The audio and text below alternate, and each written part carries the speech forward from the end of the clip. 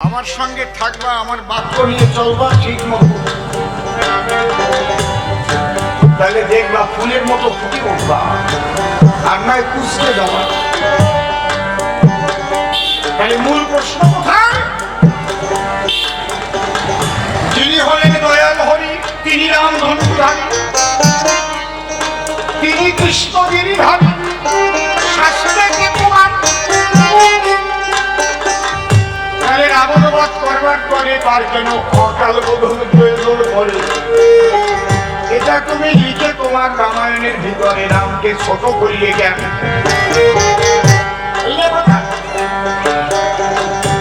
আমি যে জবাব দেব তোমার কোপ ঠিক মতো না হলে আমি কি করে দেবো? খালি পাদের গল্প শিখছো না?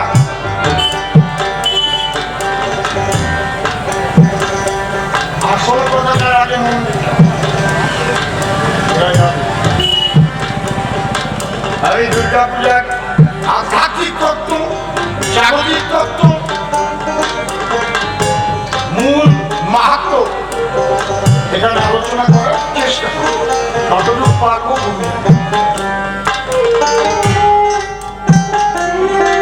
এই পূজার তাৎপর্য কি বিশ্বের অশুভ শক্তি বিনাশীকে ছোট, বিনাশীকে অমনিকে মা ভগবতী।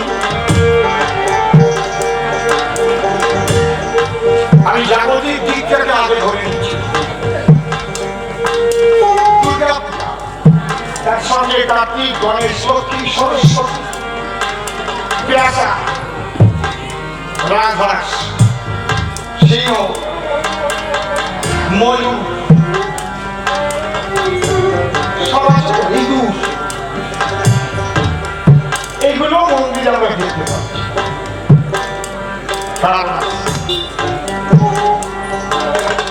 জাগতিক জগতে যদি দুর্গতি নাশ করতে হয়, তাহলে ওই যে চারটে শক্তি আছে মায়ের ডাইনার মায়, ওই চারটে শক্তিকে করতে হয় সহায়। গণেশ শিশের প্রতি, শুভ বুদ্ধির প্রতি,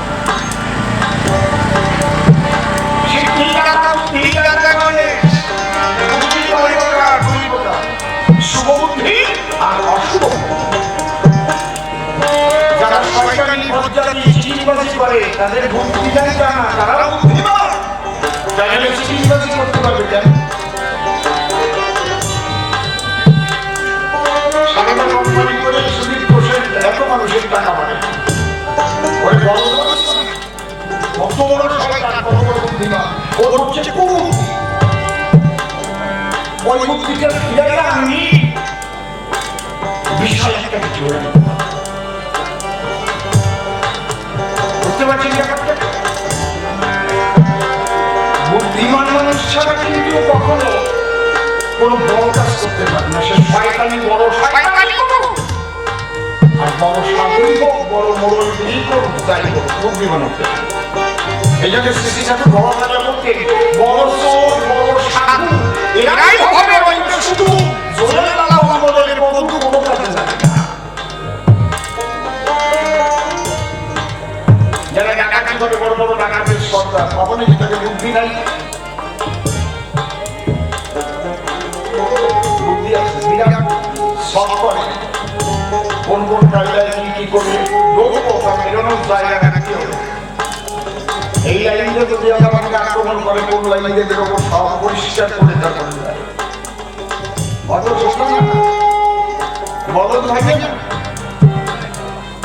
কিছু বলদ লোকের সাথে থাকে, তারা হচ্ছে ওই বোম মারার জন্য, গুলি করার জন্য ওইগুলোর টাকা দিল, দুম দাঁড়ান ভাগে দিল, ধরা করলে ওই কয়টা, স্বর্গ বললে ওই কয়টা।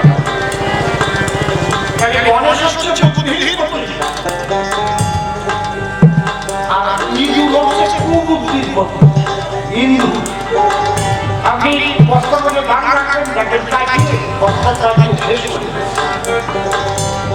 বস্তা করে নিয়ে বস্তা সরকারি দেখবেন ইঁদুর লাগাই কাম দেওয়ালের বাড়ি যদি হয়, ইঁদুর লাগানি শেষ বাড়ি রাখা। ঠিক বললাম না? ঠিক বললাম। ওরা বুদ্ধি আছে, ওরা হচ্ছে গণেশের সাথে চাচিয়ে দিচ্ছে। চুপ করে না, এমনি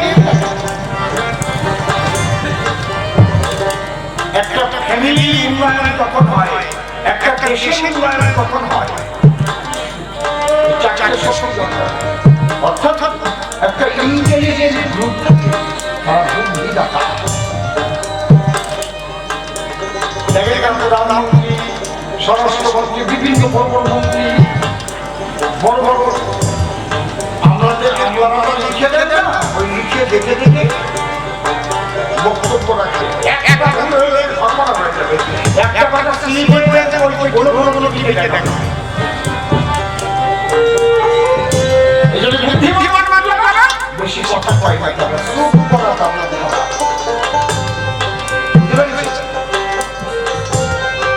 আপনাদের অনেক বিশ্বাস ছিলেন, দুটো চারটে কথা বলবেন। শুনলাম ওখানে নাকি আপনাদের দলের লোকে মার্ডার করেছে, এটা তদন্ত চলছে, আইনের পথে চলবে, ওইগুলা কিচ্ছু করে না। বেশি কথা বলে বুদ্ধিমান মানুষ।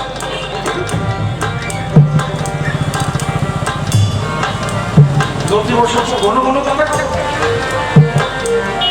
শুনছেন যে ঘন কথা বলছে, ওনার একটা কথা দাম যেটা বলবো সেটা ঠিক করবে।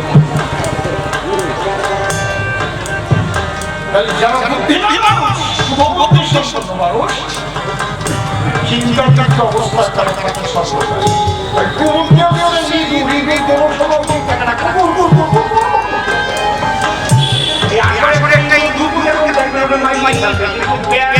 কেউ কিছু করে না, কারণ আরো কোনোদিন ক্ষতি করবে, আরো ক্ষতি করে। আপনার করলে অনেক মা হয় না,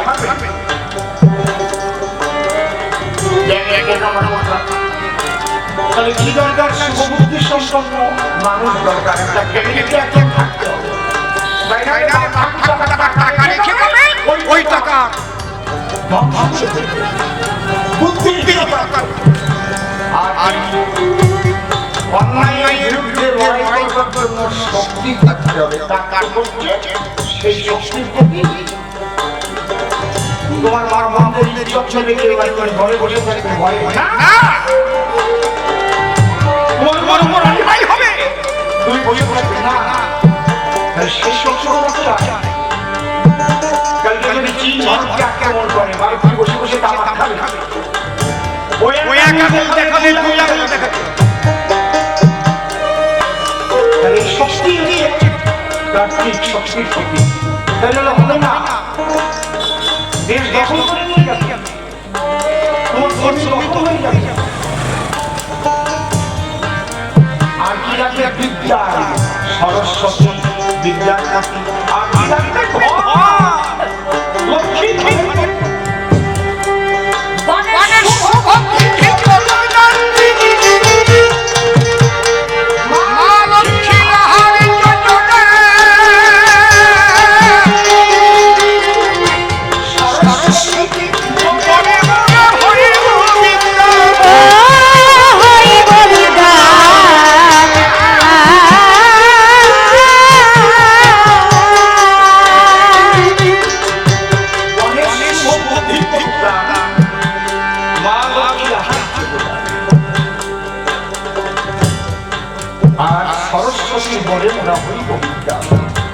সংসারে যদি লেখাপড়া মানুষ শেখা মানুষ না থাকে,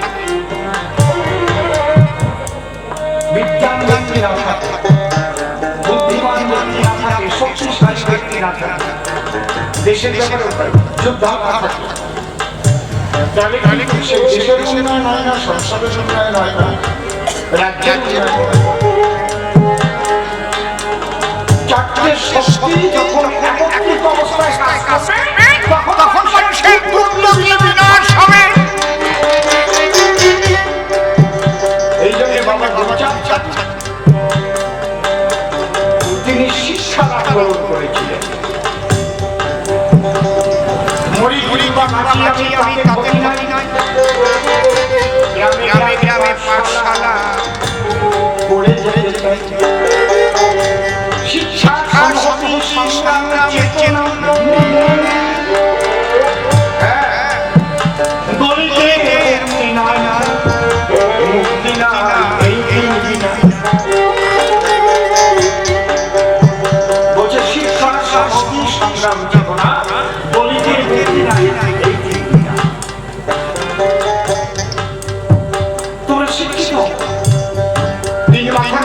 শনি মন্দির করে পূজা না করে ভিক্ষা না করে ভিক্ষা করে সংসার শিক্ষিত বানাও, বিদ্যান বানাও। শিক্ষার আলো যখন উঠবে অন্ধকার কাটবে, তার বুদ্ধি খুলবে। দুর্গা পূজাটা এমনি এমনি না, আধ্যাত্মিকটা পরে বলছি, আগে বাস্তবতাকে বলবে। এগুলো নিজে অনুধাবন, এগুলো বই পুস্তকে লেখা থাকে।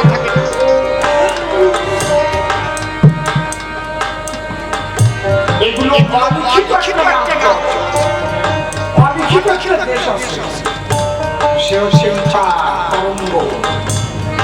সেই ধারা বহু চিন্তাধারা ধরা আছে, শুভ চিন্তা অশুভ চিন্তা, বহু শব্দ ধরা হচ্ছে তরঙ্গ। কত শব্দ তার কোনো ঠিক নাই। আমি যে কথাগুলো বলছি না, এগুলো কিন্তু ধ্বংস হবে না, শব্দ তরঙ্গ তরঙ্গে কেটে যাবে। মনঃসংযোগের দ্বারায় ইথার সংযোগে যুক্ত হয়, সেখান থেকে সাধকে ওই কথাগুলো কালেকশন করে, সেই ভাব কালেকশন করে। কেউ লিখে যায়, কেউ বলে যায়, কেউ চুপ করে লীলা সংগ্রহ করে চলে যায়।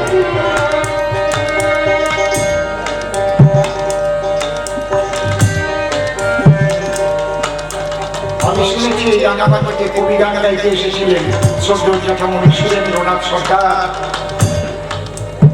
সেই কবিরা সবের কালেকশন দিয়ে এটা স্কুল হয়েছিল, ঠিক তো নাকি?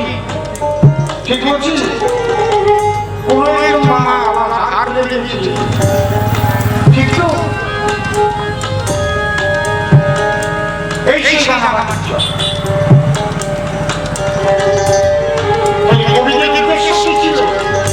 এখানে একটা স্কুল হোক, মানুষ শিক্ষিত হোক, এরা দেশ ছাড়া মানুষ,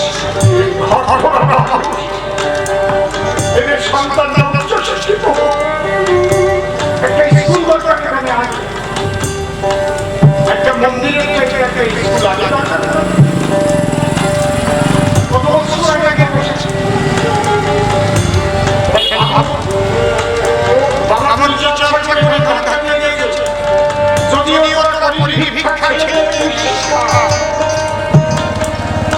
শিক্ষার সংগ্রাম চেতনা মুক্তি দাঁড়িয়ে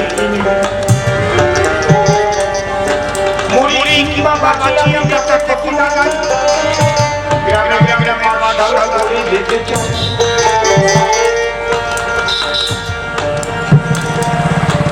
আমি যদি এক অক্ষর লেখাপড়া না জানতাম, বই পুস্তক করতে একদমই না পারতাম, তাহলে কি করে দেশ দেশান্তরে ঘুরে বেড়াতাম?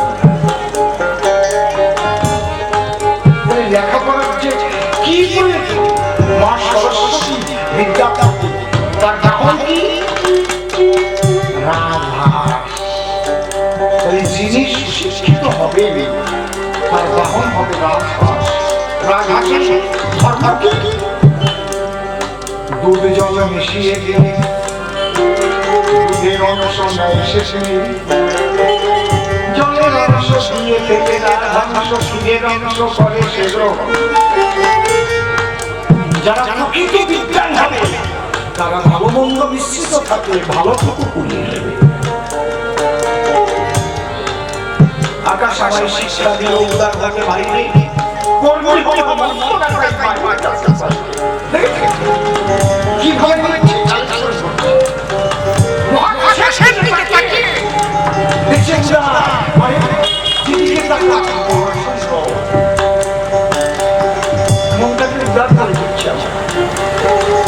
আকাশ আমায় শিক্ষা দিয়ে উদার হতে পারি, কর্মী হওয়ার বন্ধনা তাই বায়ুটাকে পাইবে। বায়ু সবসময় হচ্ছে, বায়ু বন্ধ হলে আমরা যাবো অসফল। আমার কর্মজীবন বন্ধ হলে আমারও সব শেষ। একটা মানুষ প্যারালাইসিস হয়ে যখন ঘরে পড়ে থাকে, কাজ করতে পারে না, তার যে কি দুঃখ সে দুঃখ বলার তার ভাষা না।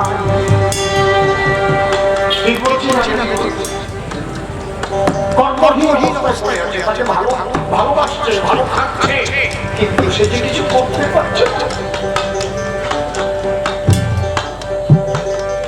যিনি খাটে বিজ্ঞান হবে, তার মন হবে সাদা, সরলতায় থাকবে।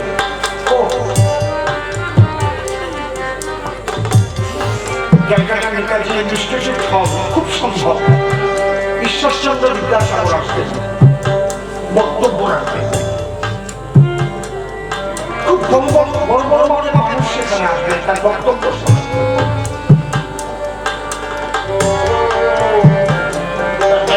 উন্নত মানের শিক্ষিত মানুষ। তিনি শিয়ালদা থেকে নেমে তার হাতে একটা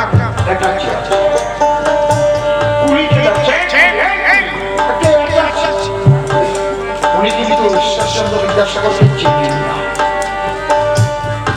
বিদ্যাসাগর দেখে বলছি, ভাই তুই লাগবে কেন, ছোট্ট আমি নিয়ে দিচ্ছি, দিন আপনার আমার কাছে নিয়ে ওনাকে ঘোড়ার গাড়িতে তুলে দিয়ে, ঠিক আছে আপনি কোথায় যাচ্ছেন বলে, ঈশ্বরচন্দ্র বিদ্যাসাগর আসবেন, আমি তার বক্তব্য শুনতে রেখেছি।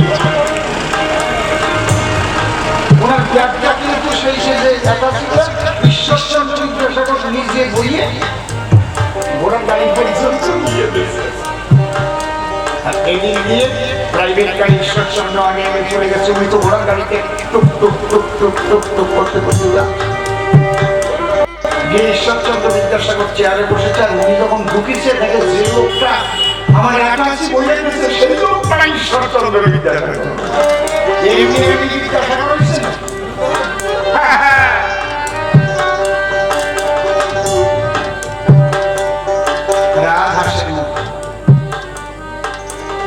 মনটা সাদা, সরলতা, কোন অহংকার থাকবে না।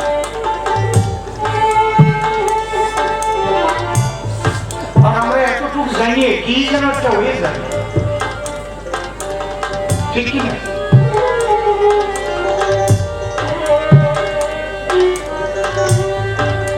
আমাকে যে বাড়িতে থাকতে দিয়েছে,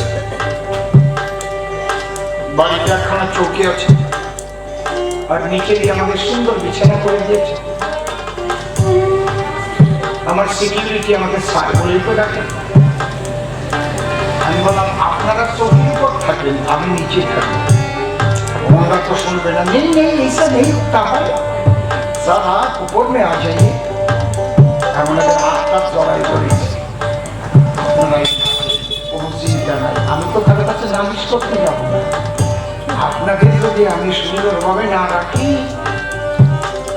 তাহলে আমি কি থাকি?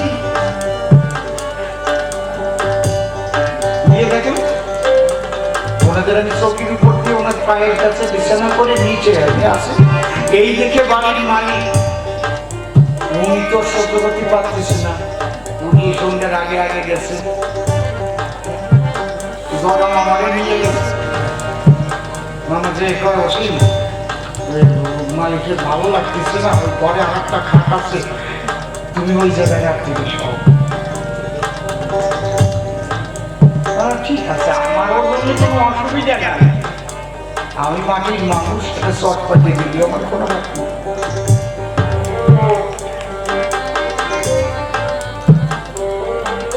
তাই মানুষের সঙ্গে যারা প্রকৃত শিক্ষিত হবে তাদের ব্যবহারে তার পরিচয় বোঝা। এমনি শুধু শুধু রাঘাস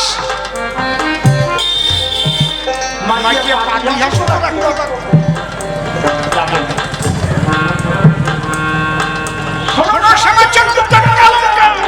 সনাতন ধর্মের দোকান আজ যারা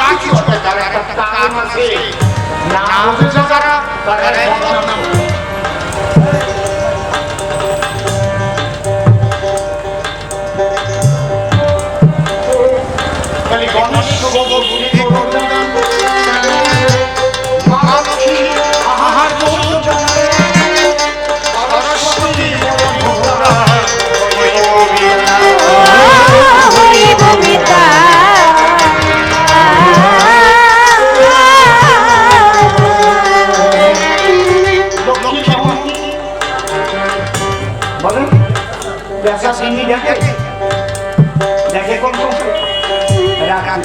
দেখবেন টাকা পয়সা বেশি হলে রাত্রে চোখ খোলে।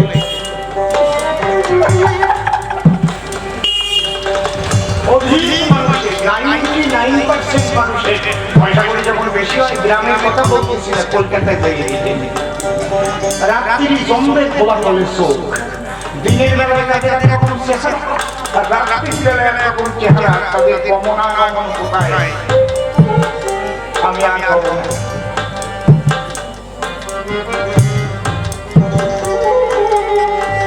বুঝতে পারছেন? অসৎ পথে যখন টাকা ব্যয় করে, বুঝতে হবে যে এই লোকটা অসৎ পথে টাকা আয় করে। সৎ পথে একটা টাকা খরচা করতে গেলে কিন্তু পাবে, অসৎ পথে কিন্তু সে টাকা পাবে।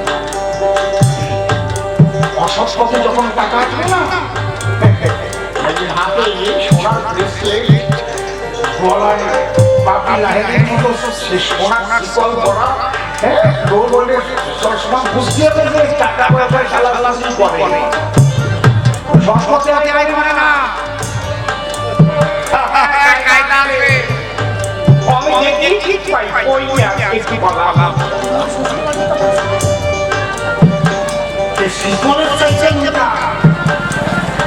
বাপের টাকা, গরিব মানুষের টাকা চুরি করে করে ওই চুরি করে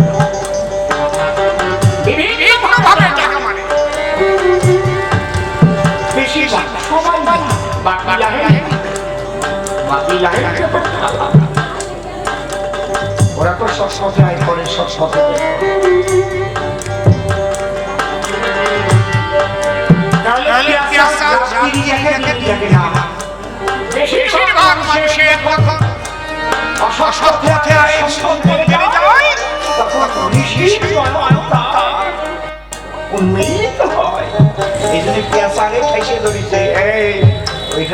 দেখা জানো ওইটা শিখবে না। মা কিসের উপরে, মা বসা কিসের উপর, দাঁড়ানো কিসের উপরে, সিংহ বন্দার না কেন, অন্য কিছু তো সিংহ। সিংহ 12 বছর পর একবার নারী সঙ্গ করে। এই জন্য সিংহের বাচ্চা অত ঘন ঘন পাওয়া যায় না বিশ্ব চরাচরে। একবার নারী সঙ্গ করলে 12 বছর পর সিংহের বাচ্চা কয়জন দেখেছে? হাঁস মুরগির বাচ্চা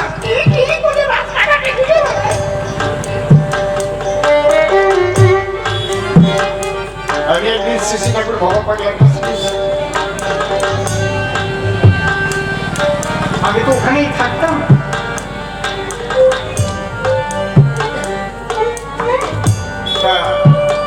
প্রচুর ভক্তরা এসেছে মন্দিরের মধ্যে, মন্দিরের পাগড়ে যে নাথ মন্দির, আমি যে প্রণাম করছি, আমার পিঠে চাপড় দিয়ে এই শালা, হাঁস মুরগির মতো হোস নে, সিংহের মতো হোস। হাঁস মুরগির মতো হোস না, সিংহের মতো হরিস। সিংহ হচ্ছে ব্রহ্মচর্যের প্রতীক। যে মানুষের জীবনে ব্রহ্মচর্য নাই, তার সব সাধনা ভুল। সিংহ ব্রহ্মচর্যের প্রতীক। 12 বছর পর একবার নারী সঙ্গ করে সিংহ।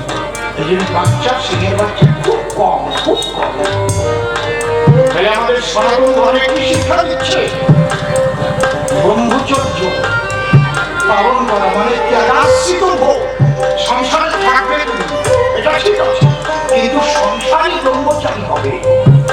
এই জায়গায় দাঁড়িয়ে হরিচাঁদ ঠাকুর বলে গেছেন, লয়ে নিজ নারী ব্রহ্মচারী সচ্চরিত্র হবে, হাতে তারা মুখে নাম সদায় সত্য কথা কবে, পরশতী পরমতি বহুনা স্পর্শিবে, তুমি না ডাকিলে হরি, তোমারে ডাকিবে হরিবল হরিবল।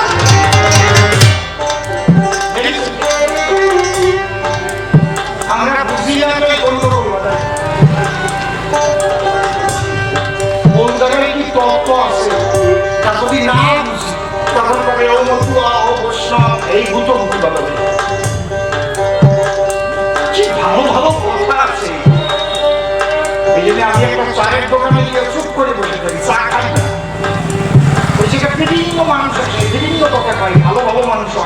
এত গরিব মানুষ, এত ভালো ভালো কথা বলে, তার একটা কথায় জীবনের পরিবর্তন হয়ে যেতে পারে যদি ক্যাশ করা যায়।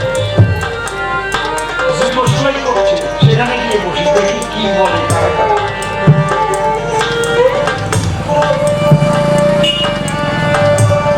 একবার দরকার আমি গাড়ি থেকে নেমে দল নিয়ে নেমে গেছি। আমার মানে খুব পরাণের পড়ার হারমোনিয়াম খারাপ, সে জার্মান হারমোনিয়াম, জার্মান মোনার ফ্রিজ দিয়ে পড়া হারমোনিয়াম ট্রেনে রেখে নেমে চলেছে। আজ থেকে 40 বছর আগে 600 টাকা দিয়ে বানাচ্ছি। বাড়িতে দেখি হারমোনিয়াম নামানো হয়নি, পাগলের মতো ওই যারা স্টেশনে জুতো সেলাই করে ওরা কিন্তু ট্রেন ছেড়ে যাওয়ার পরেই ধুলো দেয় ট্রেনের মধ্যে, চিরাকি ফেলে দেয়। হারমোনিয়াম ওখানে রেখেই সিরিয়া ওরা যত্ন করে রেখে দেয়। আমি পাগলের মতো হয়ে ঘুরতেছি, ওই জুতো সেলাই করে তারা ডাক দিচ্ছে, সরকার মশাই এদিকে আসে, হারমোনিয়াম হারাই গেছে। আমরা রাইখা দিচ্ছি, তারা কত ভালোবাসা। প্রত্যেকটা মানুষের সঙ্গে তোমার আত্মিক ভালোবাসা তৈরি করতে হবে। কেউ যেন না হচ্ছে যে তুমি এরকম একটা বড় জায়গায় বড় বিরাট ব্যাপার, তোমার সাথে কথা বলতে ভয় পাচ্ছে বা কি যেন একটা ব্যাপার, এরকম হবে না। তবেই তুমি প্রকৃত শিক্ষিত, প্রকৃত মানবতা তোমার মধ্যে আছে। তাহলে আমরা সংসারে বসে ব্রহ্মচারী হব, ব্রহ্মচারী প্রকৃতি সিংহ। আমার গানটা এনে নিবি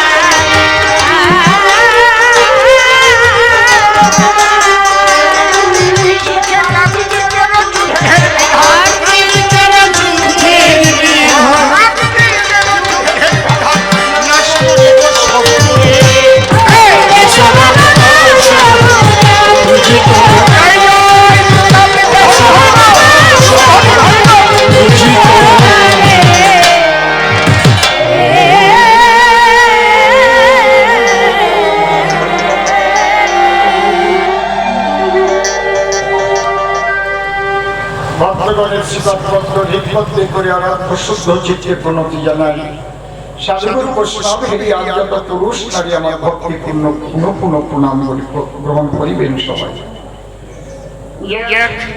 যেভাবে প্রশ্নদান করেছিল সমস্থান, প্রথমে বেরিয়াখানা গান, কিছু আমি দিলাম নিদর্শন। এইবার অন্তর্থে আসে ভাব এর আধ্যাত্মিক তত্ত্ব কব। কেন জন্য করেছিলেন অকাল বোধন। যিনি হলেন মালিক সাই প্রশ্ন করেছে আমার ঠাই, সত্য যুগে হরি রূপে ছিলেন সেই মহাবিষ্ণু নারায়ণ। সেই যখন হলো আমার কাছে তুলে বলো তার আবার দুর্গা পূজা কি প্রয়োজন। শুনুন শ্যামাচরণ তৎকালঙ্কার আমি বলি তোমার ধার। ঈশ্বর নিরাকার থেকে সাকারে ভূলোকে যখন করেন অবতরণ। খুলে বলে তোমার কাছে কিছু লোকশিক্ষা দরকার আছে। নিজে করিয়া সেই শিক্ষা শিক্ষিত করেন স্বয়ং ব্রহ্ম সনাতন। কেমন? একটা ছোট্ট ছেলে যদি জন্ম ধরে বাবা তারে কোলে করে, নিজে বাবা ছেলেটাকে ঘন ঘন বাবা বাবা কয়। আমার কাছে বলুন দেখি ওই বাবার বাবা ওই ছেলেটা না, কিন্তু আমরা ওই ছেলেটাকে ঘন ঘন বাবা বলে ডাকি। ওরে আমার চাঁদ বাবা রে, আমার সোনা বাবা রে, সুমু গাই, সুমু গাছে গাছে কোন কোন জায়গায় খাই খাই তার ঠিক নাই, সব লাগাই না মিথ্যে কথা। একদম এই মাথায় বসি, চোখে বসি, কত ভাষা বসি। বাবা বাবা বলে তারে ডাকে কি কারণ? ওই সন্তান সন্তানের মুখে বাবা ডাক করিতে শ্রবণ। নিজের সন্তানকে বাবা ডাক শেখাবার পরে বাবা সন্তানকে বাবা বলে বারে বারে বারে। তাহলে ভগবান রামচন্দ্রকে অনুভব করে এর মধ্যে তিনি কি দিতে চেয়েছেন প্রশিক্ষণ। দেখো, তোমার যদি পেতে হয় ভক্তি, তাহলে আগে দরকার তোমার শক্তি। শক্তির শাসন না করে ভক্তি কেউ পায় না কখন। হরি বল হরি বল। সেই শক্তি আছে গ্রন্থ ধরে এই দেহ তত্ত্ব না জানলে পরে এই তত্ত্ব বুঝবে না সে। এই যে মানব দেহ নিরীক্ষণ চতুর্বিংশ তত্ত্ব ইহা হয়েছে গঠন। পঞ্চভূত সরস্বর এক এক করিয়া তাহার মধ্যে দর্শনীয় লইবে ধরিয়া মহামহাভূতার সহকারে মন এই 24 তত্ত্বে মানব দেহের গঠন। সহস্রার দল সহস্রের দল মধ্যে আপনার রামেশ্বর গোলকমণ্ডল না শাসনে বিদল পদ্ম রুক্ষণ্ড রাখি কণ্ঠ জুড়ি 16 দল পদ্ম দিল রাখি হৃদপদ্ম বিরাজিত দ্বাদর্যে দলে কুলকুণ্ডলে নিদর্শ দল না ভিমুলে না ভিন্ন ভাগে আছে সরোবর অষ্টাদল পদ্ম আছে তাহার ভিতর। তার মধ্যে আছে নারী 3.72 নারী, তাতে আছে 8টি। তার মধ্যে 700 প্রধান যে হয় শতাধিক 24 নারী তাতে শ্রেষ্ঠ হয়। 124-এর মধ্যে 32 নারী দেখো বিশ্বধরী নামেই হয়েছে উল্লেখ। ওই বিশ্বধরীর মধ্যে আছে নারী 3, ইরা পিঙ্গলা সুষুম্মা প্রবীণ, বাম ভাগে ইরা আর দক্ষিণে পিঙ্গলা, মধ্যভাগে সুষুম্মা চক্রভেদী রইলা। এই যে দেহ তত্ত্ব যেই জনে জানে নরলোকে তুচ্ছ তারে দেবলোকে মানে। তাহলে কি বললাম, সবার সংবিধানের বহির্জগতে শুধু মা নয়, পেটে হলে কৃষ্ণ ভক্তি সহায় হওয়া দরকার শক্তি। এটা সদ্গুরুর কাছে পাওয়া যায়। সেই শক্তি মূলাধারে আমি বুঝাই আজ তোমারে। কুণ্ডলী শক্তি বলে যায়, সেই শক্তির পূজা না করে কিন্তু ভক্তি পাওয়া সম্ভব নয়। রামচন্দ্র কি করিল? রাবণ বধের জন্য সেই শক্তি পূজা করেছিল। দুর্জয় রাবণকে বধিবার কারণ এই জন্য করেছিলেন অকাল বোধন। এই রাবণ বহির্জগতে আছে যেমন, অন্তর্জগতেও রয়েছে তেমন। সেই অশুভ শক্তি রাবণ বধ করিবার পরে বসে শোনেন নারী নরে, তাহলে সেই শক্তি সহায় না হলে পরে তাহলে সেই রাবণ বধ কিন্তু হবে না কখন। বসে শোনেন বিজ্ঞতা। এই জন্য রাম জগতের পিতা নিজে করেছিলেন অকাল বোধন। নিজে সেই ফুল দিয়ে শক্তির পায় নিজের পরিচয় জগৎবাসীকে দিয়েছেন প্রশিক্ষণ। দেখেন আবার একটা ব্যাপার আছে, রামায়ণের মধ্যে তুমি কতটুকু কোন কায়দায় করেছো? রামরে কোনো ছোট করা হয়নি। এই পূজা করবার পরে বিভীষণ যখন বলেছিল রামের ধারে, বিভীষণকে স্বয়ং ধর্ম বিভীষণ রূপে আবির্ভূত হয়েছে ধরায়। তাহলে রাবণের পূর্বকর্ণ ছিল দুটি ভাই। রামায়ণে কিন্তু আমরা জানি তাই জয় বিজয় ছিল তারা ওই নারায়ণের দ্বারে দ্বারে, মুনির অভিশাপে তারা মর্তে এলো ফিরি, তাই তো? তাহলে শত্রু আচরণ শত্রুতা করলে পরে তিনি জন্ম পরে যাবে ফিরে, কিন্তু যদি কোনো ভক্ত মনে আঘাত করে তাহলে কিন্তু তার জন্ম বৃদ্ধি পাবে, মিথ্যা নয়। তাহলে দুই ভাই হবে, 3 ভাই হলো কি করি? রাবণ আর কুম্ভকর্ণ 2 ভাই, আর বিভীষণ আর 1 ভাই। তাহলে আমরা যদি দেখতে পাই সেখানে তো 3 ভাই নাই। শিশুপাল দন্তপক্ষ, হিরণ্যকশিপু হিরণ্যক্ষ, আর এক ভাই আছে স্বয়ং ধর্ম যিনি বিভীষণ রূপে আবির্ভূত হয়েছেন তিনি। সেই ধর্ম শ্রীরামচন্দ্রকে করেছে আশ্রয়। বুঝতে পারছেন ঘটনা কোন জায়গায়? তাহলে ধর্ম বলছে কাকে? রামকে, যে তুমি শক্তি পূজার আয়োজন করো। শক্তি পূজা না করলে পরে রাবণ বধ হবে না চরাচরে। শক্তি পূজা করতে হলে পরে কিসের প্রয়োজন? আমি সবাই বলি 108টা কি নিবদ্ধ। এই নিবদ্ধ রয়েছে কোথায়? সে কথা যাবো পড়ে সেই নিবদ্ধ আছে দেবী দহে। দেবী দহে এরকম থাকে আর কোনো জায়গায় থাকলো না কেন? আমাদের পাড়া দিয়ে তো বড় বড় পুকুর ছিল, কম না বড় বড় দিঘি ছিল, সেই জায়গায় ঢুকে থাকতে পারতাম না। তাহলে বসে নিজেকে বলা দেবী দহের পদ্ম জ্ঞান সৃষ্টির আদি তত্ত্ব জানা প্রয়োজন। এই জায়গাটা দেখেন ব্রহ্মপুত্র পুরাণ বলে লেখা আছে তার ভিতরে আকাশটি প্রকৃতি তার শরীরে ভাসমান অবস্থায় ছিল যখন খুলে বলি সভাপতি তার অঙ্গ থেকে তিনটি অক্ষরের প্রকাশ ঘটে অ উ আর ম। ওম আদি বীজ আমার কথা বলো না মাগো এই বাচ্চা দুটোর সঙ্গে কথা বলা বলি করো না। ওরা কত দূরের থেকে আমার নিয়ে আসছে সেই পৌষ মাসে বাইনা করিয়ে রাখছে। তুমি কথা বলবো তো বাড়ি দিয়ে বলো আর এই জায়গা থাকলে তোমার কথা শোনো। আমি একটু দিকে বেরো তিন অক্ষরের মধ্যে কোন তত্ত্ব বিরাজিত নয়? ব্রহ্মা বিষ্ণু মহেশ্বর অন্য কেউ নয়। অ উ আর ম এই তিন অক্ষর কোন বিদ্যমান প্রকাশিত ব্রহ্মা বিষ্ণু মহেশ্বর প্রকাশিত আত্মা শক্তি পরাপ্রকৃতি অমনি নিবেদন করব ব্রহ্মার প্রতি যে সৃষ্টি তত্ত্ব রাখা হবে ভাবো।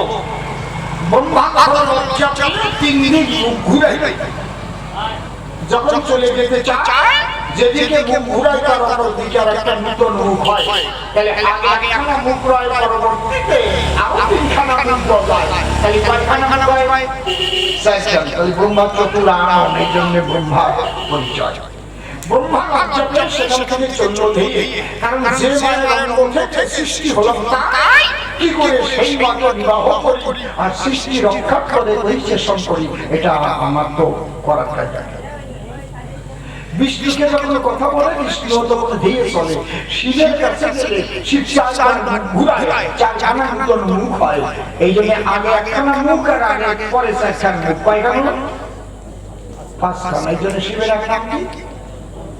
পঞ্চানন পঞ্চযুক্ত আনন অকার কিংবা ওই যে আকারের পর অকার কিংবা আকার কাটলে উভয় মিলে আকার হয় আকার পূর্ববর্ণে যুক্ত হয়। পঞ্চ যোগ আনন পঞ্চানন পঞ্চ আনন বিশিষ্ট যিনি শিশুগুলো পানে এই জন্য পঞ্চানন নামটা আমরা সবাই জানি।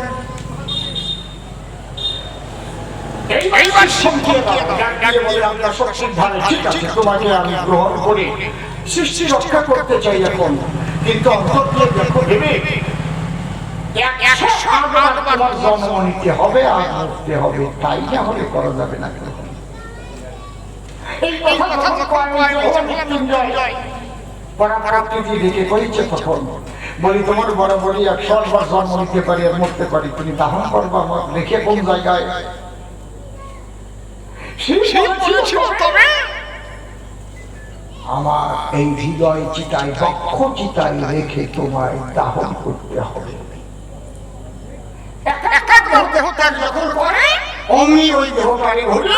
রেখে বক্ষ পরে রুদ্রগ্নি দিয়ে তখন করেছে দাহন।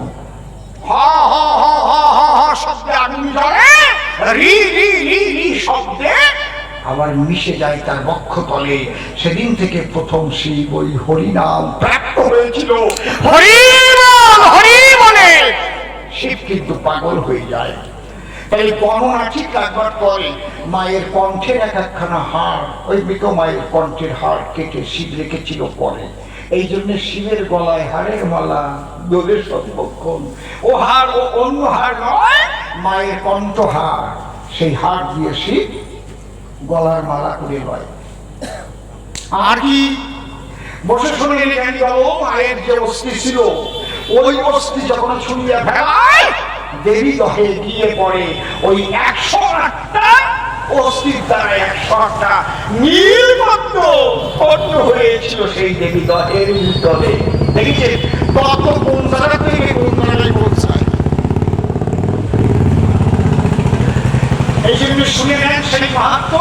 এটা হচ্ছে 108টা নীলপদ্ম উৎপন্নের তত্ত্ব। আমি নিঃশাসন করলাম সবারই স্মরণ। আমি ভেঙে না বলি ওই জায়গায় কেন কেন 108টা হলো কেন লাগবে কেন ওই ক্যানের পরে কেন খালি কেন খালি কেন কেন কেন কেন কেন যতদূর পারি আমি দেব সমাধান। সেই 108টা নীলপদ্মকে করবে আনয়ন। সকলের সাধনায় পদ্ম আনবে ভাই, একমাত্র দিয়েছিল কে? কেন? পবনানন্দ।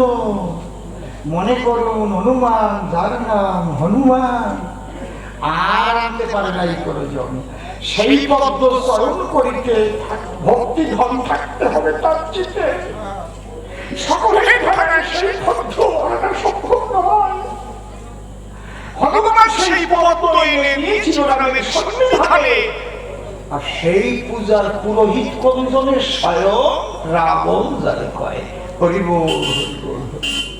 দেখেন কি আশ্চর্য ব্যাপার। শ্যামাচরণ তৎকালঙ্কা যে রাবণ বধের পরে রামচন্দ্র অকাল বোধন করে, সেই মায়ের পূজা করতে আর নাই কোনো ব্রাহ্মণ। বিভীষণ দেখে কয় একজন ব্রাহ্মণ আছে লঙ্কার, তার নাম দুর্জয় রাবণ। ভাবতে গেলে মাথা কাটা পড়ে যায়। এই জন্য আমি একটা রামায়ণের পালা দেখবেন ভিসিডি আছে আমার। নাম কি পালাটার নাম? রাবণ। রাম ভক্ত রাবণ। রাম ভক্ত রাবণ সার্চ করবেন বেরিয়ে যাবে। রাম ভক্ত রাবণ। রামায়ণ বলিয়ে না আমার মাথা ঘোলাই দিচ্ছে।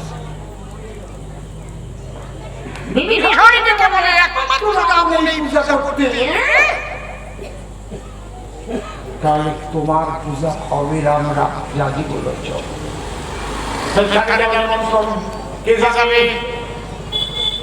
নিমন্ত্রণ দিতে যেতে হবে।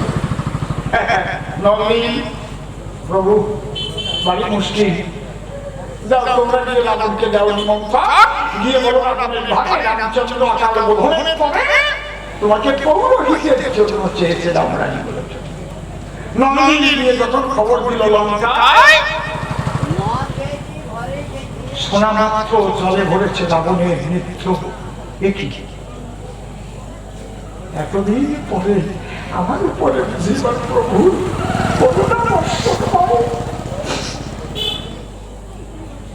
রাবণ তখন ঘরে গেল, অন্তঃপুরীতে চলে গেল, রাজ পোশাক গুলো এক এক করে খুলতে লাগলো।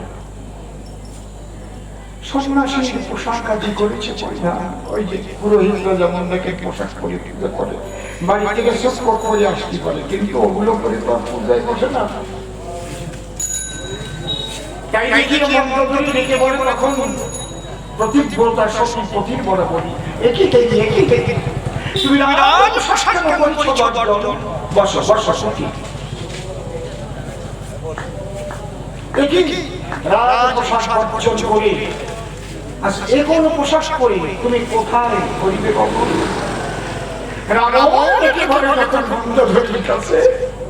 মন্দাবাড়ি আজ আমার একটি স্নান করতে বাসনা জেগেছে। আমার কাছে বলো কি কেউ রাজ পোশাক পরে স্নান করতে যায় নাকি? বলে না, প্রত্যেক দিন তো তুমি স্নান করো, আজকের যে বাবা সেই দিনের বাবা কথা ধরো পরিষ্কার। কোন নদীতে স্নান করতে যাবে তুমি আমায় ভেবে কবে? আমার একটি জাতীয় অভিপ্রায়। রাবণ তখন দেখে বলে আজীবন স্নান করেছি নদীর জলে। শ্রীরামচন্দ্রের প্রেম সাগর সলিলে জয় রাম বলে আমি করতে যাব না।